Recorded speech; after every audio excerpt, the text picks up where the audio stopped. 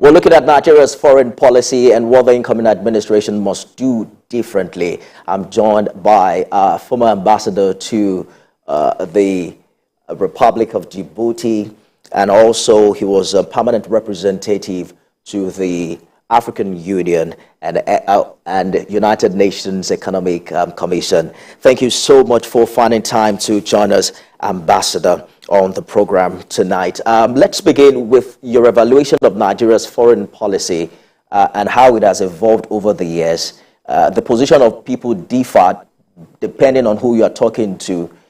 For instance, there are those who question the efficacy of our foreign policy in the wake of the Arab Spring of 2010 and 2011, and that if it was robust and dynamic enough, the resulting weapons proliferation as we know it today would have been largely prevented. What's your thought on how our foreign policy has evolved over the years? Well, thank you very much, Nifemi. Thanks for having me. Your intro was very comprehensive. I mean, you took the seal out of me, some sort of, in terms of understanding the evolution of our foreign policy. I will start off by saying that what is a foreign policy? Foreign policy is a set of external policy, external objectives and activities that shape the conduct of relations of Nigeria with many international states or with foreign countries, and also with United Nations and other sub-regional organizations or continental organizations. Is a set of these objectives and activities that shape the conduct of foreign relations, external relations. And so, as we mentioned, is predicated on national interests. What are national interests? I would say national interest is an aggregation of political, social, economic, particularistic, and group interests, all formed into one, that shape what determines Nigerian foreign policy. Over the years, as you have mentioned, there have been quite an evolution since the first Prime Minister made that statement that you referred to at the United Nations, when Nigeria became the 99th country to join the United Nations. And it was well spelled out in terms of non-alignment, protection of peace and security, our engagement with the United Nations, with sub-regional organizations, and also maintaining the territorial integrity of Nigeria. But over the years, this has shaped up that we have had a positive measure from post-independence on our Pan-Africanism and, engaged in the decolonization, shaping, many African countries to become independent, and also our anti-apartheid struggle. This went on, and then it has changed. But what has really affected our foreign policy postures is the situation, the economic situation, and of course the domestic policy. You see, foreign policy is an extension of the domestic policy. Absolutely. At a time that we have very good revenue coming in, at the time that we have peace and relative peace and security, we have maintained a very activist foreign policy in terms of our stance in Africa, our leadership role. See, I must also say that foreign policy is based on a tripod of geopolitical interests, the military power, and also the economic power. I was there when Nigeria played a very prominent role in peace support operations. starting from 1960 in the Congo, and where most of our, and that went on and on. But what we have seen over the years is that these are waning because, of course, of our domestic circumstances. Absolutely. But in spite of all that, there are moves. I mean, there have been various heads of states from President Obasanjo, who maintain an activist Pan-Africanist foreign policy, to Yadua, to Jonathan, and of course, President Buhari, who since he came in 2015, has sort of maintained a sort of moderate policy postures. But just hold your thought, Ambassador Akinsanya, because I'd like us to talk about what happened in the past 8 years thereabout. Just August last year, the Chief of Staff to the President revealed the President's foreign policy mindset when he was quoted to have said that President Buhari's foreign policy mindset is to first focus on Nigeria, then its immediate neighbors, before paying attention to, West Africa, then Africa, and the rest of the world. And we saw that in, for instance, the first countries he visited after he was sworn in were neighboring countries. He shut down the borders for over a year to tackle smuggling. You learnt about the railway he built from Nigeria to Niger and donating cars of over $1 billion to that effect. I'd like you to just quickly speak on what you think has really been the impact of this Africa being, the centerpiece of our foreign policy. And is it time really to review that policy?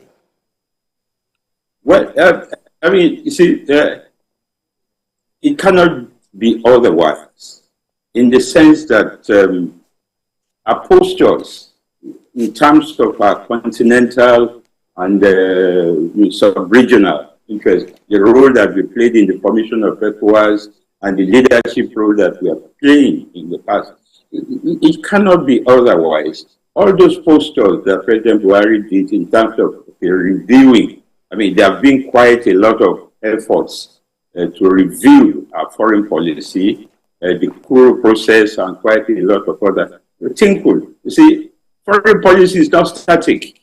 It's a dynamic thing. And that was why in terms of our ministers that have come, there have been certain foreign policy trusts, like we had in the times of President Bolaji Akinyemi, maintaining some activist foreign policy, or Ike Wachupu coming out with a trickle of economic diplomacy, and Yoma Dweke having a sort of Nigerian centralism, making sure that Nigeria comes forth. You see, you have this trust, depending, of course, on the head of state and the foreign minister. But the main thing is that Africa still remains our foreign policy. I agree with you, Ambassador, that Nigeria has to come first, because if we don't settle things back at home, there's absolutely nothing to sell to the world. But I'd like to, take you through a list of things because of our time. I'd like us to touch on quite a number of other things, because lately we learned about Egypt's reluctance to give access to, Nigerians fleeing the war in Sudan. Last year, there was also the story of Nigerians fleeing the war in Ukraine, being turned back from the Polish border. Not to talk about xenophobia in South Africa, and the list is endless. What does this say really about the estimation of Nigeria outside and our strategy of dealing with other nations? Well, you see, I've said it that, the foreign policy, the stand of the country rests on the tripods: the geopolitical interests, the economic circumstances, and of course the military. Well, you know that our country, has been,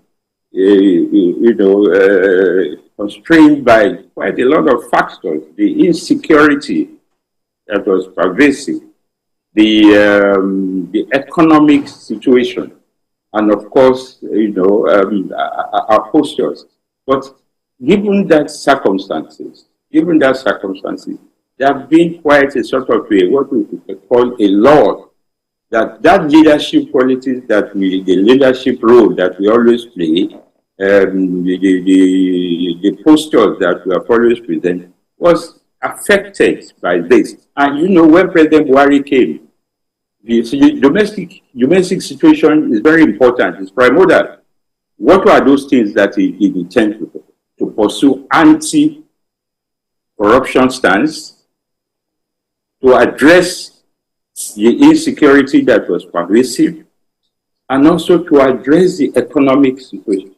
You can say that as far as the issue of security is concerned, well, sort of modest progress has been made, but of course it does affect the capacity to be able to be on the international front. And, these are some of the things that, does affect our stance.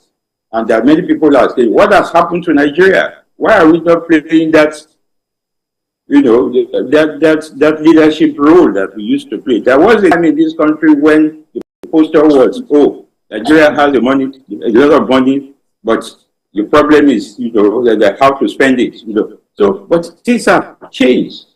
But having said that, we need a rejig. There's need for a rejig of our foreign policy to be able to play that role that, that we are supposed to be. The leadership of Nigeria is not in doubt in terms of our posture, in terms of our geopolitical significance, the role that we play in the United Nations. And it's, again, also it all depends on the leadership. One of the gravest problems of our country now is interagency discord. There is this, the centrality of pursuing foreign policy rests with the Ministry of Foreign Affairs, and of course the leadership. But what we now see in terms of what is happening is that, depending, of course, on the national interest, is that there are multiple voices, that are at times discordant. But one of the things that we must address is to bring back the centrality of pursuit of foreign policy in the hands of the Ministry of Foreign Affairs. Talking about the ministry, Ambassador, because as a career person, as a career ambassador, I know what the ministry has done over the years and continues to do. Exactly my point. Because that's where you started from in 1972. You worked in various departments, even as a director. But I'd like you to speak specifically to what you make of the choice of who the Minister for Foreign Affairs should be in the new dispensation. What should the incoming president be looking for? Well, I mean, if you look at the trajectory of foreign ministers we have had, from the time of Okoye Aripo, Joe Garba, Bolaji Akinyemi, Ibrahim Gambari, Oluwadeniji, and everyone has come with their own mien and postures.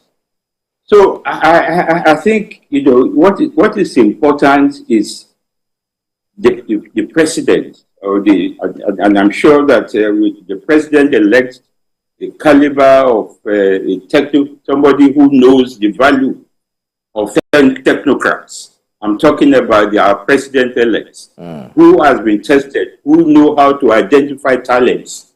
I don't think he will have any problem in identifying who the foreign minister will be.